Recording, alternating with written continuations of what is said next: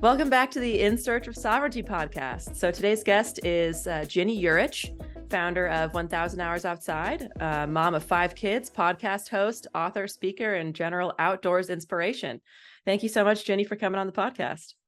I'm so honored to be here. Thank you for having me. Of course. And firstly, also congratulations on the 2-year anniversary on your podcast. I saw that on social media yesterday. Oh, that's so nice of you to say. Thank you. Time flies. And sometimes I think time marches on no matter what, right? So it's Right. good to start stuff. It's good to do things. Who would have known?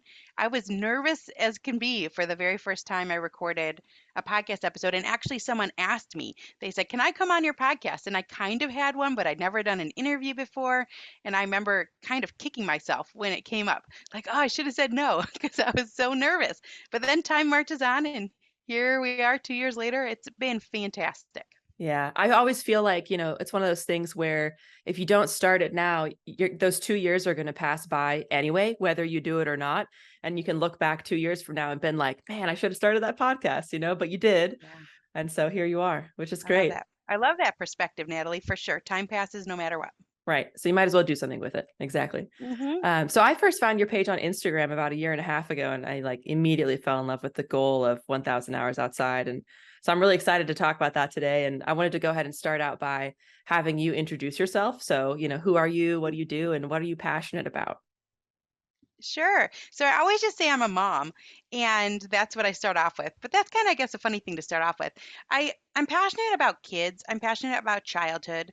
I'm also passionate about like living a full life. And I think as I'm getting older, I've got my gray hairs now, so now I'm even more passionate about that, that life can really pass us by. And I think that in this age that we live in, where there's a lot of technology and a lot of technology that pulls at us, that we have to be very intentional about the lives we want to live, or it kind of just gets all sucked away, all of our time. And so I started this movement called 1000 Hours Outside about a decade ago, really as a way to help me in my mothering journey be more present and be more happy. I was really struggling and it's grown from there. But my day to day life, just trying to live a full life, to have good relationships, to do as much as I can, whatever I can, and let the other stuff go. And little by little, things grow and become this beautiful life. Yeah, just do the next right thing is a phrase that I've heard a couple Mhm. times, and I love that because it really is kind of like letting the little things go and just moving forward step by step with what the most fulfilling next right step is for you. So I love that. Mhm. So what is 1000 Hours Outside? What's the mission, and what inspired you to found it? Sure. Okay. So the goal is to spend 1,000 hours outside every year. That's the goal. Now, people adjust it. So some people will shoot for more, some people will shoot for less. It was birthed out of my own experiences when I was a young mom and I was drowning in these needs with the little kids. And I just basically spent every day and every night feeling like a failure. And then I had a friend of mine who told me about this educational philosopher from the 1800s named Charlotte Mason, who basically told people that, well, she told people a lot of things. She has these volumes of work about childhood and parenting and all these things, these 6 volumes of work. And a lot of her ideas really have stood the test of time. But one of the things she said was that kids should be outside for 4 to 6 hours whenever the weather is tolerable. And I think in our society, we just don't do that. I thought that was the most wild idea I'd ever heard of. 4 to 6 hours, because most of the things we do are short. Like we'll go to the library, it's 30 minutes for the program, or we go to the swim lesson, or we go to the church class, and all these different things. So I just thought, well, there's no way my kids could be occupied for 4 to 6 hours. They're going to be bored and whining. But I tried that, and it's been 12 years now. I tried it with a friend. She asked, "Can we try this 4 hour thing?" And it just turned out to be such a life-changing day for me because it was actually the first good day I'd had as a mom. I'd had like no good days yet. And our Dang. oldest son was 3 because it's such a struggle. I was like Yeah. failing all the time. And then we spent this time outside, and for 4 hours, like everyone was pretty happy and everyone was pretty refreshed by the end of it. And so that was a catalyst for life change for me. Started back in 2011 when we spent this 4 hour chunk of time outside. That's really all it took. And then I spent some time changing how we did our day to day. So, right, our day to day is what builds our life. And I had a group of friends that were willing to to divert and to do life this way, where a couple times a week we're going to get together for a long period of time and be outside. Nice. And it really changed the whole course of my mothering, my parenting, but also for the kids and myself when you go outside because of the sensory experiences, because of the movements that you engage in, because of the conversations that you have, because of the play environment. All of these things help with whole person development. So it's helping with your cognition. These are the things I've learned over the last decade plus that I had no idea. It's helping Right. with social skills, it's helping with physical. So the number 1,000 hours outside comes from a couple things. It's a balancing out of screens in real life. So a little bit from that Charlotte Mason, like she said, 4 to 6 hours, but whenever the weather is tolerable.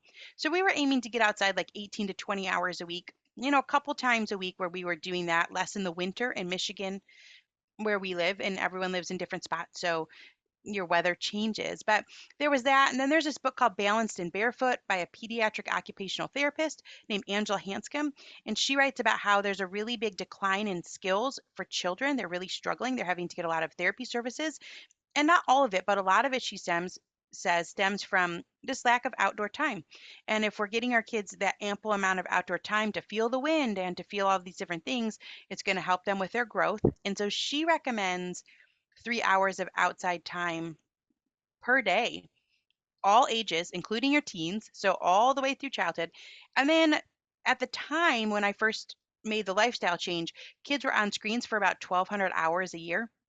Dang. So it's kind of like a confluence of all those things Yeah. where we were living that way for a couple of years. I thought, you know what? By shooting to get outside for this amount of time, it really changes our entire life. So that's what it is, 1,000 hours outside, and we still do it. We have been doing it officially for 10 years because that's when I Wow. started writing about it, but really unofficially for 12 because we made some lifestyle changes back due to that Charlotte Mason thing. So it still works. It's still a Nice. great life. That's Hmm. awesome. I love to hear that. And they say that 10,000 hours, if anything, makes you an expert at it, right? So you guys are an expert at being There we outside go. now, I guess. So at what moment did you decide that you wanted to share that with other people, and what inspired you to kind of like create a movement out of it to involve other families in it? That's a good question. So we lived that way for 2 years. And I think because I had been in such a dark place as a mom and was able to change things so quickly, just in one day, that I was inspired to share my story. I was writing on a blog because blogs are really big back then. So this Hmm. is a decade ago. So like everyone had a blog. So I started then. And you know what, Natalie, I've been writing for a long time. It took a lot of years before anyone was like, okay, maybe I'll try that. Like maybe 3, 4, 5 years, or people more were like, that's a weird idea. Why would anyone keep track of the amount of time that they're Sure. spending outside for a long time? But it's always been for me just sharing this story of what worked for our family, and it continues to work, and it continues to help even in the teen years now that we're in, where things are really busy and kids have more sports and they have more get-togethers with friends. But it still continues to work to be this anchor where we're making sure that we're spending time together, we're not spending too much time on screens, not too much time running from here to here. It keeps us accountable. And so that's why I started writing a decade ago. And it's interesting because our world has just gotten more tech heavy as Hmm. time has gone on. Yeah, I actually saw some really bleak statistics that on average, kids spend nearly like 20 hours of time per week on tablets, on like iPads, computers, et cetera, just in front of screens. Roughly only 11 hours of free time playing outside. And that's like on the high end. And then only 10 hours of screen-free activities with their parents on a weekly basis, which is crazy to me. That's literally twice as much time spent on screens as they spend with their own parents. It's insane. Yeah, sure. Yeah, It's it's hard. It's hard, and I think there's a lot of effort that has to go in to combat it. And I think one of the things that's interesting about it is maybe we're just more surprised than anything because when I was a kid, the structure of society didn't allow for that really because the right. screens weren't available. They weren't so ubiquitous. And so it's this change of having to realize that, wait a minute, I have to actively do some things in order to protect our time and relationships and protect this route to a fulfilling life. Right. You can't be passive about it. I mean, I didn't have a Hmm. cell phone until I was 15. That's just the way that I grew up. It wasn't really I mean, we had a TV in the house, but it wasn't really, there wasn't so much choice on it. So we weren't on it all the time. Mhm. And nowadays it's kind of like everybody has a smartphone in their pocket constantly. So you can just whip out a screen whenever you feel like it. And I don't even think I had an iPhone or any kind of a smartphone until I was like late in high school. It was like a flip Mm. phone type thing until that point, which was obviously like really just about the utility of being able to reach people, not really about, the Right, constant because you had to press a information. button. You had to press the button like 3 times to get to the Yeah. right letter. Yeah. Yeah, right. So you're using it as a tool, As a as tool. opposed to a distraction Right. or something that's really taking a whole lot of your time. Although it did take a fair amount of time to hit the Right. thing 3 times Just to to get call to the right someone. letter. Yeah. Yeah. Yeah. I mean, I saw another statistic saying that even for adults, I mean, just outside of kids, that like roughly 3/4 of all American adults spend less than 10 hours per week outside. And it's over 50% spend less than 5 hours per week outside, which is like, again, just, and that's like the within that range of the minimum daily hours that you said was recommended by the philosopher that you mentioned before, which is like 4 to 6 hours, right? Daily. Mhm. And some people don't even get that on a weekly basis. And that's for, like adults too. And I mean, I think so from your perspective, why is it so important for us to flip those numbers? Why is it beneficial from the child standpoint, and also from a parenting standpoint for Mhm. kids to be outside more, and for us to all endeavor to be outside together more? Mhm. Well, let's start with the kids because that's a big one to unpack. I would have thought before we started spending time outside and before I started reading about it that it was frivolous or kind of one of those things that was like, oh, if you get to it, great. And if you don't, no big deal. That's sort of how I thought about it. And I think because our culture puts so much pressure on academics and college prep, you think like, oh, no, we would be better suited to be in French, immersion French preschool or something like that. We should be doing Mm-hmm. violin, Suzuki, and we're missing out, my kids too, and you just feel that. But what I learned over the past, and I did not know this, when we went outside for that first 4-hour chunk of time, I didn't know anything. All I knew is that I had a good day. And so we stuck with it. Just because of that, I thought, well, gosh, I want to be a more present person, not be such a grumpy mom, miserable. So that was why we made the decision. But in time, it's like, well, I'm seeing my kids now, they're thriving. Now, all of a sudden, they're sleeping better, they're eating better, they're playing better inside, even too. And we're not having to go to the doctors as much. And so there was some noticeable changes at the beginning. And so, what I've learned over the past decade plus is that when kids are allowed to play freely outdoors, then and by play freely, I don't mean like they can run into the road. I just mean like the adult isn't structuring the time, right? It's Right. not like I have to go out and be like, now we're going to do this scavenger hunt and now I'm going to lead you in this game. It's like by allowing them to make some of their own decisions, like I'm going to climb on this log or I'm going to run ahead a little bit on this trail, things, that are within safe bounds, but Right. they still are autonomous.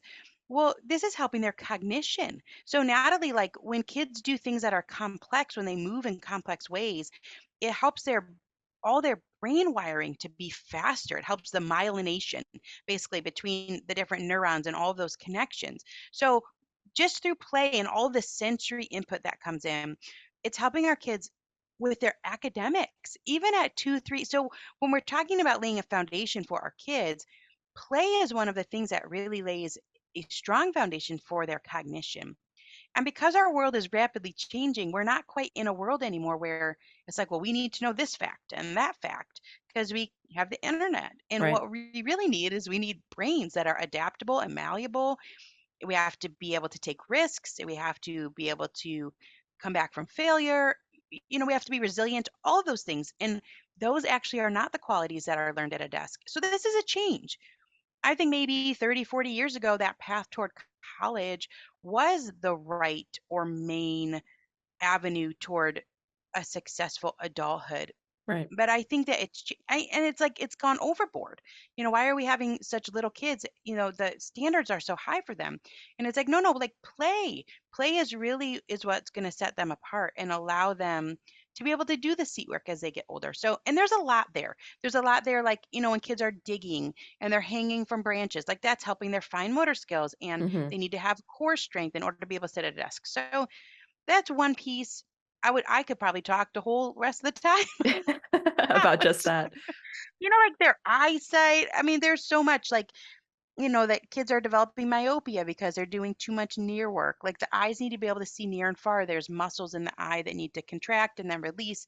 And the only time they release is when you go outside. So cognitively, there's so much going on for kids. And that's true for us too as adults. Like when you walk on a trail, and the terrain is varied, so it's different than walking maybe across a carpeted room or your kitchen floor. All of that is stimulating your brain.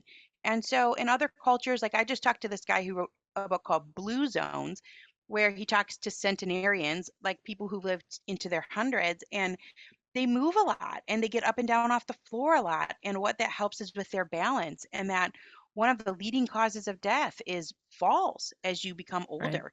And so you need to have good balance. And that comes from like walking on cobblestones or walking barefoot in the grass and feeling the different sensations and being in varied terrains. So it just helps your cognition all the way throughout life is being outside in nature and experiencing different things. And then oh, there's so much more, Natalie. Wait, your people are gonna be like, "I am sick of this lady talking." But social skills, the social skills are happening outside because kids are having to negotiate. They're having to come up with something Right. out of nothing. We're talking about their physical abilities, so like the eyesight was one, but just the stretching of the ligaments and your mental health because the sunlight does a lot for your serotonin release and that helps you feel good and then that turns into melatonin, helps you sleep. So there's a lot going on physically and there's a lot going on emotionally too. Like outdoors is a respite, nature is a respite. They say even looking at pictures of nature is calming. Right. So it's all for everyone. It's like for the baby, it's for the teenager, it's for your 3-year old, it's for you as a parent, it's for your grandma. Like it does the things for everyone. It kind of meets you right where you're at. I mean, it makes sense that for most of human history up until this point, we have not lived like super closed off from the environment like we are now. We've always traditionally been much more integrated with our environment. We are part. I even feel hesitant to say like us and the environment because I really believe that like Mm, we are the environment. We're part of the environment. It's like a whole ecosystem that mhm. includes us. And actually, just interviewed somebody on my last podcast episode, Dr. Catherine Clinton, she's like a naturopathic doctor. And we talked a whole lot about how just the electron flow and the negative ions outside impacts your mitochondrial health and how, negative ions, they're just oxygen atoms with a couple of extra electrons, that those negative ions actually clear out free radicals from the body. They enhance your mitochondrial and metabolic function, which directly impacts the health of your autonomic nervous system, which, causes you to be able to calm Wow. down more easily. And how negative ions are most commonly found in abundance in forests, in mountains, in rivers, waterfalls, beaches, oceans, like the outside, basically being outside, and how in Yeah. modern suburban environments have a proliferance of positively charged ions, which actually they kind of accumulate in your Mm. body like static electricity, and they need to be discharged every so often. And so, so anybody who's listening, who's interested in that podcast episode was really cool. It was the last one with Dr. Catherine Clinton, all about electron flow in the body and metabolism. So if you're listening and you're interested in that, go check it out. But it makes sense when you think about it. Obviously, that's all scientific evidence, right? But we also have the qualitative evidence that when we go outside, we Mhm. just feel better. I think we can all agree that going outside just like Right. feels good and to spend time in nature. And so I feel like when you take those things into account, it seems really obvious that we should be spending more time outside, and it makes a lot of sense, but it's just so difficult, I think, with our modern lives and the way that they're structured. So, for people who are kind of just discovering or rediscovering maybe the importance of being outside and starting on this 1000 hours outside journey, like what do you suggest to them for easy ways to start racking up that time? Mm. Okay, so I think the easiest ways are eating outside because you have to eat your meals and taking what you already do and moving it outside. So if it's the right season of the year and you can take your book outside, you can take your card games outside. Like I said, you can take your meals outside. That's an easy start. And what happens is you feel the sun, you hear the birds, you see your neighbors and you wave hi. And those simple things start to add up. I think one step beyond then is movement. So you would maybe add in a walk around the block. You would add in some short hikes. And I think those things they facilitate open-ended living. So you're going to take a walk around the block. There's going to be things that you see. You might see a bunny. You might see people changing their outside decor on their homes. Like I always like to do that with my mom when I was younger. You walk around and be like, well, how many people have decorated for this yet? Or how many people Hmm. have mums out or whatever. Then you go on a short hike, the same thing. It allows for, if it's a mile or a half mile, it allows for you to learn what interests your kids and what might interest your friends. You go with some friends and you have a conversation. And because you're on a trail or you're around the block, you have to finish. And so then you're out there for however long. And I think if you start with small things, then you can start to expand and see like, well, what's in my area? What's within a 15-minute radius? What's within a 20-minute radius? Maybe there's a lot of little hiking trails. Ours are not anything exceptional. We're in Michigan, everything's pretty flat, but they're pretty still. And you get Hmm. out there and you see the changes in the season, and then you can look like maybe there's a beach, maybe there's a waterfall. Like those I things you brought up earlier. Maybe there is a nature center that I could go to, and maybe if it's cold weather, there's a place I can go that has this little nature center that I can go in and warm up for a little bit and the kids can have a snack or something like that. And so I think I think it's a great idea to start small, to see what's in your area, and then you can expand from there. I mean, I know for us personally, myself and my husband, we go hiking almost every weekend, and we have like just a really nice little greenway that's only a couple miles long, right near where our house is, and we just go for a walk on that every afternoon. It takes like 40 minutes, and it's like by the end of the week that racks up like nearly 5 hours of time from just doing that one little walk, Wow. aside from the stuff Yeah. that we, choose to do on the weekends. But I also feel like, 1,000 hours sounds really daunting, like at the beginning, but I also feel like if you just break that up into smaller chunks on a daily basis, just 40 minutes here, an hour there, half an Mhm. hour there, it's a really approachable thing to just, like you said, choose to be outside to eat your meals, choose to maybe answer emails outside. And for me recently, I've been integrating going out in the morning and getting that morning sunlight in my eyes. Like you mentioned, that the Mhm. sunlight has a lot of circadian rhythm functions for Yeah. hormone health and all kinds of stuff, which I imagine is really, really important for kids while they're developing and growing. And especially, like we mentioned, mental health there too, about like for teenagers. And like I've seen people ask you on your page before, like, do the teenagers still go outside? And like, how do you incorporate teens being outside? And it's like, I feel like it's almost especially important to include them in outside activities because of the mental health aspect, and how social media is such a huge influence on young people Mhm. nowadays. And I mean, honestly, on everyone really, but like they really, I feel like, benefit from the mental health aspect in particular of being outside. And Mhm. how do you suggest involving them more? I've seen you answer that question a couple of times lately. Well, it's so fun. I mean, that's the interesting part, Natalie. It's like you have this period of time where you're dragging your little kids, and it is a ton of work. Like I have pictures of having like the double stroller, but I'm also holding everyone because no one wants to be in the stroller. And you have all the food for everyone and Right. everyone's diapers, and everyone needs a change of clothes because sometimes they fall and they get muddy, and then they're super upset because they're little irrational toddlers, and that's just how it goes. So we've gone from that to being in this spot now where the teenagers are much more capable in their bodies than I am. So now I'm following along and they can do really fun things. So yesterday we went with a group of people. So it's like ages 7 to 16 or almost 17 maybe, so a 10-year span of kids. And we went to this river by our house. It's in Ann Arbor, Michigan, and the river, it's the Huron River, and it splits into two spots in one section. Like there's a fork. And on one side, the Army Corps of Engineers, they use rocks to make these little waterfall drops. And so there's like these nine little water, they're very small, but they're like these little waterfalls that you ride. You can ride it Nice. in a tube or you can just wear a life jacket and ride down. And there's nine of them in a row. And then you can walk back up to the top and you can do it over and over again. And it's free. It's free. That's So we cool. went and we go and there's like this, all these rocks on the side. So like you set up now when our kids were little it was awful kind of because you're having to make sure they're all with you and everyone's got their life jackets and it's just a lot to juggle. Well, now they can do it on their own, so they're going down the waterfall things. We've got hot dogs cooking on a grill and food and a little potluck. And my friend, she did a great job running that because actually normally it's not quite that fun, but she brought a table, we had card games, and it was just a total different experience than like the scramble when they're all little. but it's good. It's like it works all the way through. It looks different. I think it's like even a little bit more fun. But whatever. I mean, I'm just glad that we laid the foundation for it, and I am glad that it still works because life changes a lot. And I think we're constantly sort of trying to play catch up with our lives and what's changing and all of that. But nature time still works.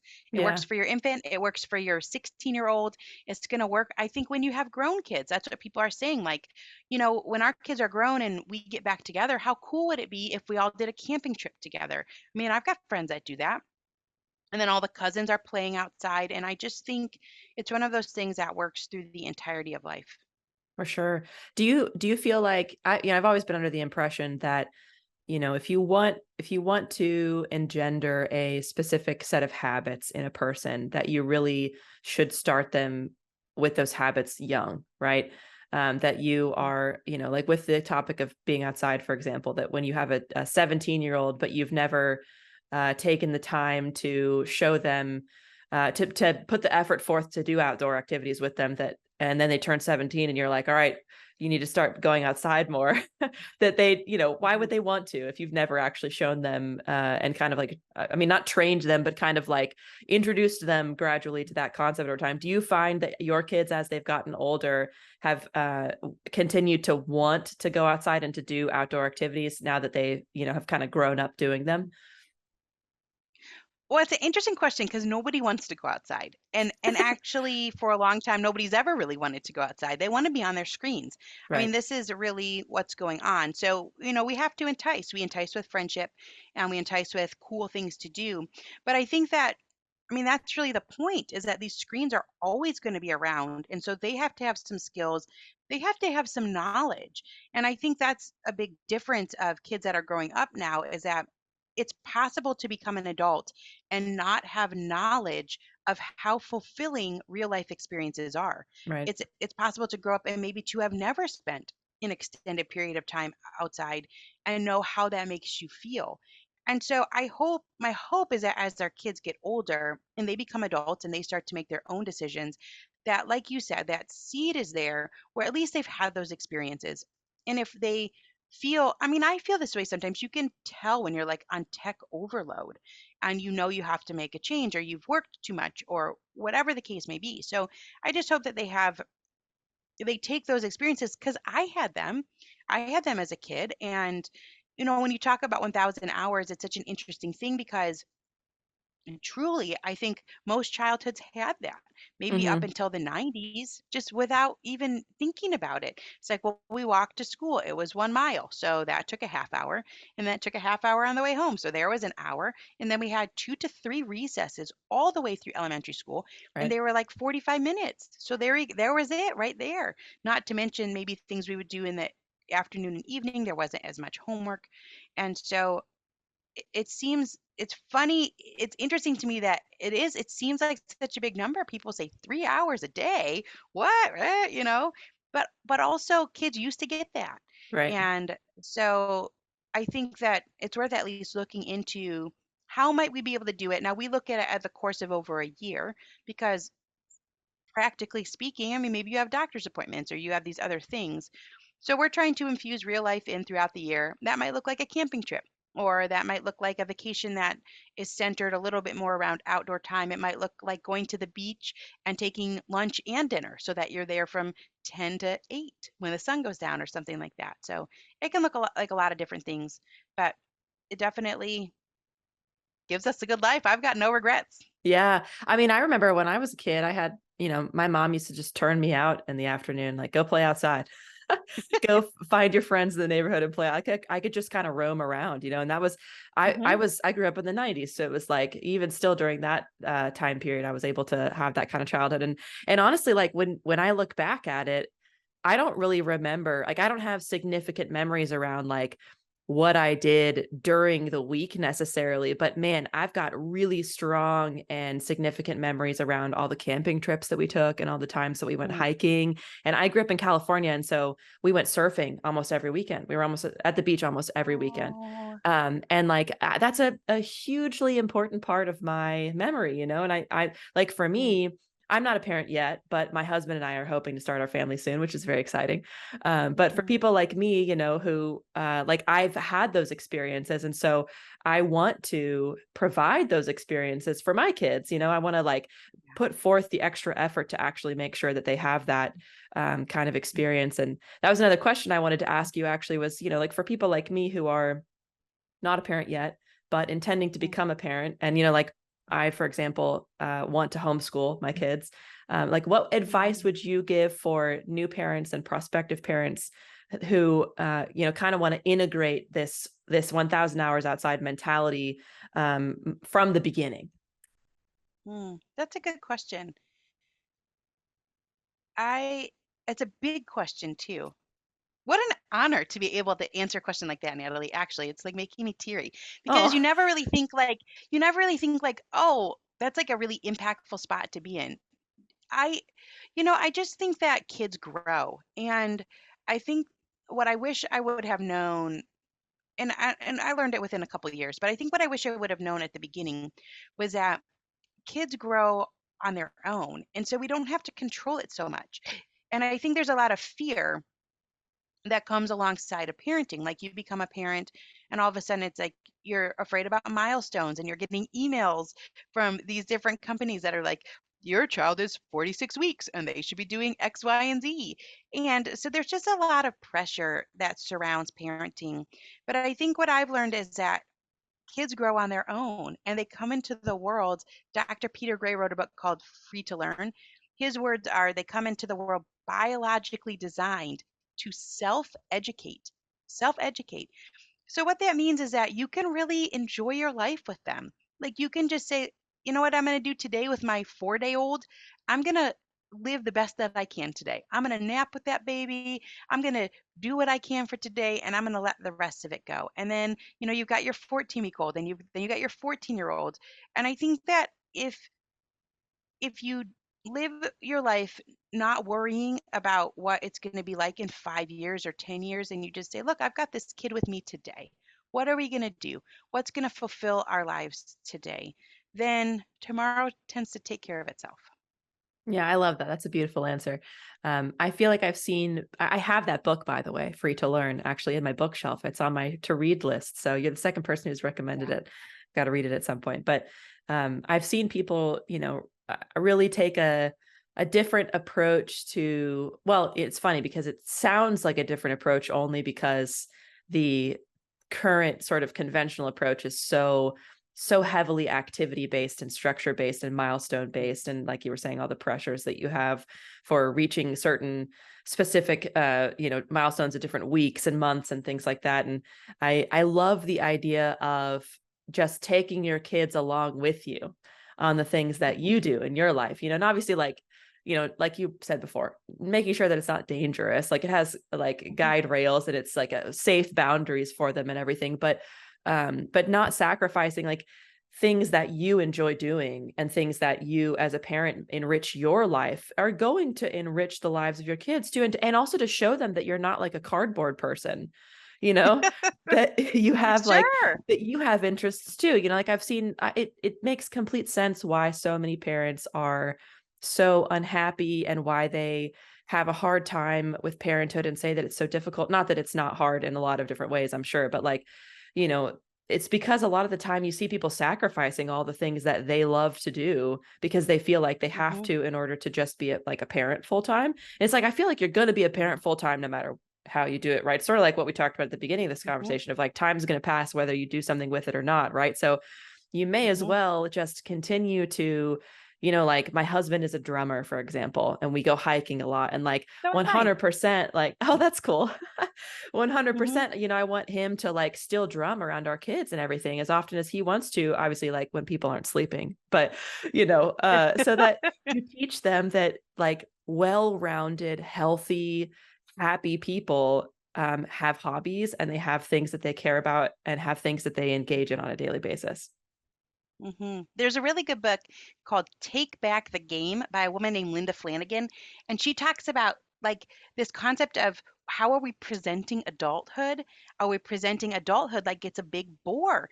And Right. I thought was such an interesting concept. Like it's funny. She writes really funny, but she's like, sitting in this fetid, suffocating expanse. Like all I ever do is watch soccer games, that type of thing. She's like, no, like miss some games. Like show Yeah. your kids that you have a robust social life. Don't go to everything. She's like, go to the tournament, but don't go to every single game. Like don't sacrifice your life because I mean, obviously you have to sacrifice parts of your life, Right. but her point is that when you do that, kind of like what you said, it's not good modeling. And then she says that kids are not wanting to grow up, Right. which because we haven't made it look attractive at Right. all. And I think that makes a lot of sense. Yeah, it definitely makes a lot of sense. Why would you want to grow up if everything looks terrible and boring and bleak all the Yeah, time? all you have to do is sit on the sidelines. Like that's all you get to Yeah. do. So, Or no, sit I at a agree with you. or sit at a Hmm. desk all the time. But go ahead. Sure. Yeah, sure. I think we have to show kids like that's part of modeling is that life has really cool parts to it and you have to put the effort in to be intentional and you have to build relationships. Yeah, for sure. I remember when I was a kid, my growing up in California, my mom used to take me out of school all the time to go visit our friends in Hawaii. She would just be like, you're not going to be in school this week. We're going to Hawaii to visit some of our friends. And like, I used to brag about that all the time. And like, I Well, wasn't homeschooled sure. because it was like, Everyone was jealous.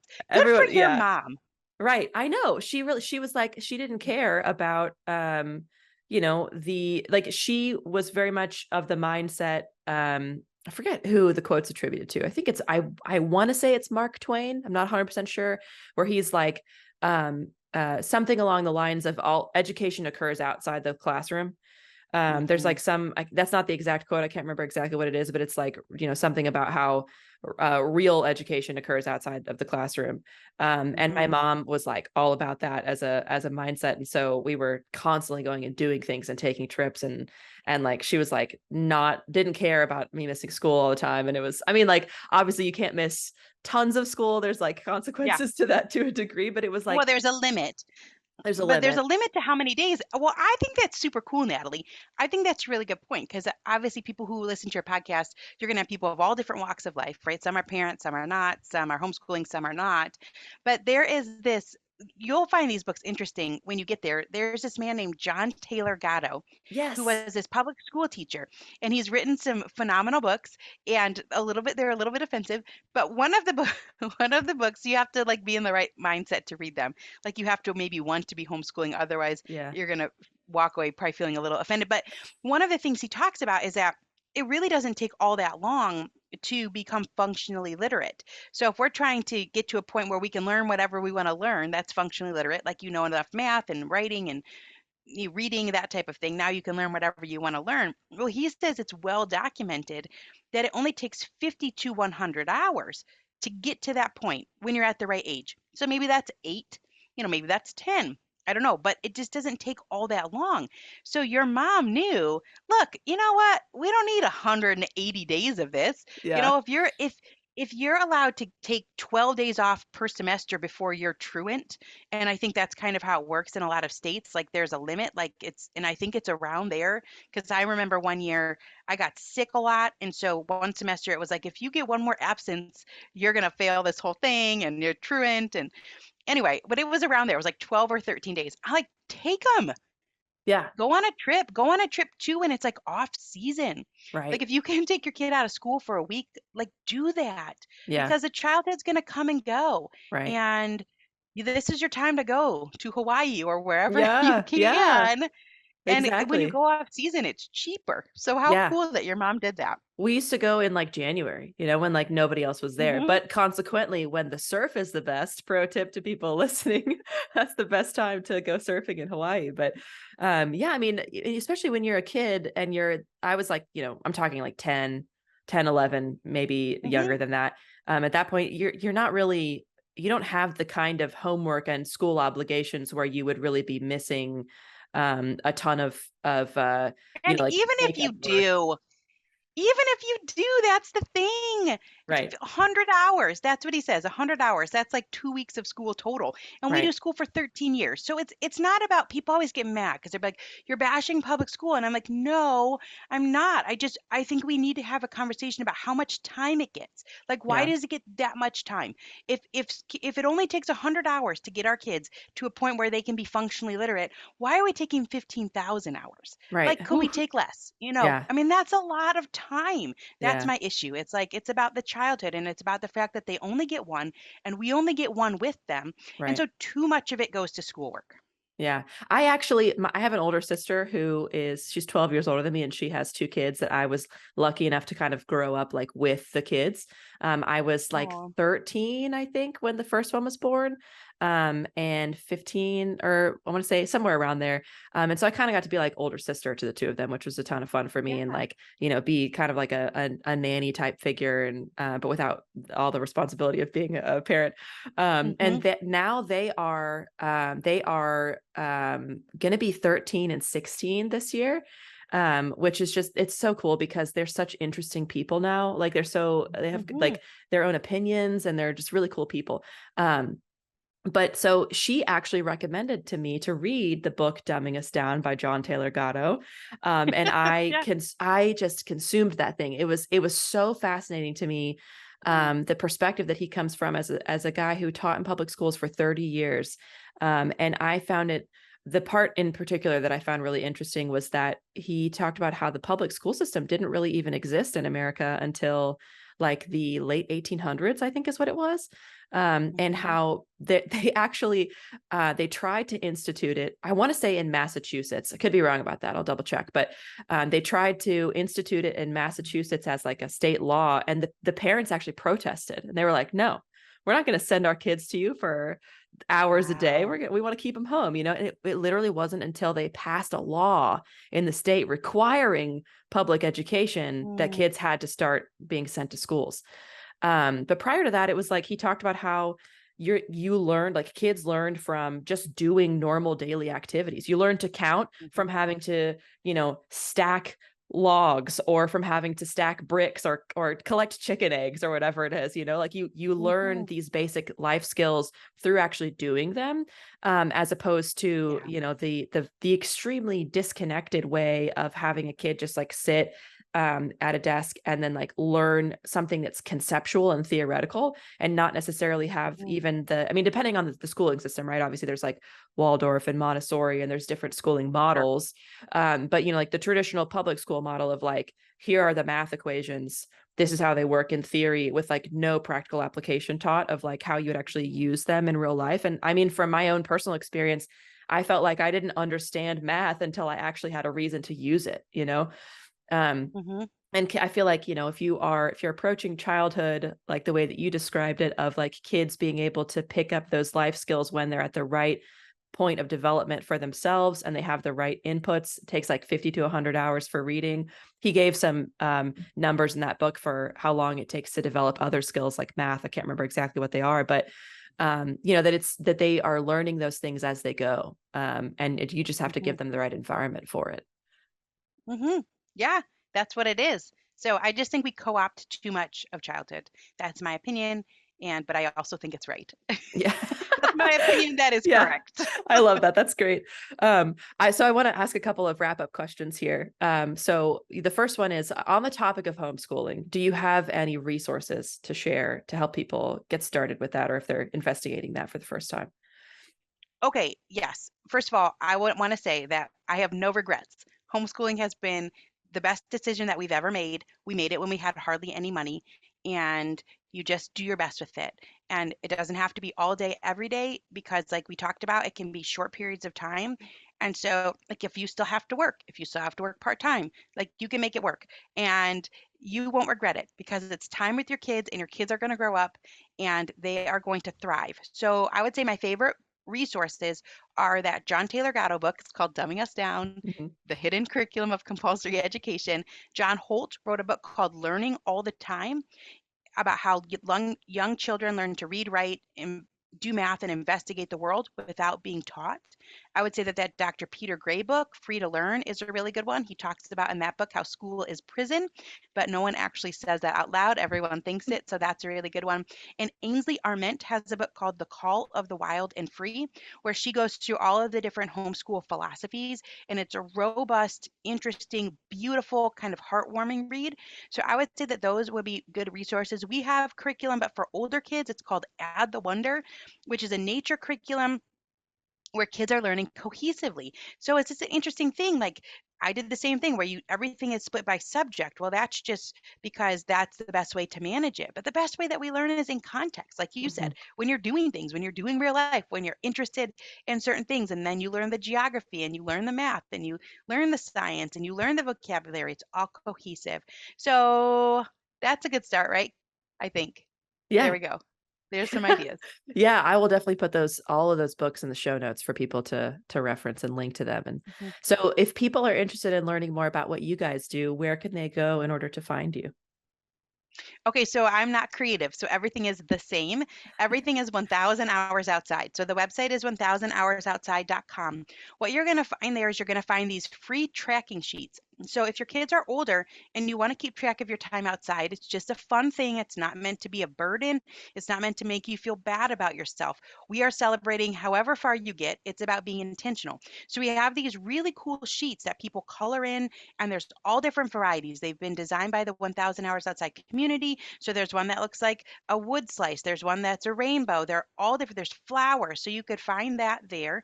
Then we have a kickoff pack that's just got a bunch of ideas, some book lists. So that's there too. We have a blog, and that's there, and a podcast page that just went up for the 2-year anniversary. So there's a lot on our website, 1000hoursoutside.com. We also have a retail brand too. So we sell what we use, like backpacks and water bottles. So there's fun stuff there if you're interested. And then we have an app that some people use. I use it. We got asked to make an app like so many times. So it keeps track of your time. There's a journal feature, and that's the 1000 Hours Nice. Outside app. It's on Android and iOS.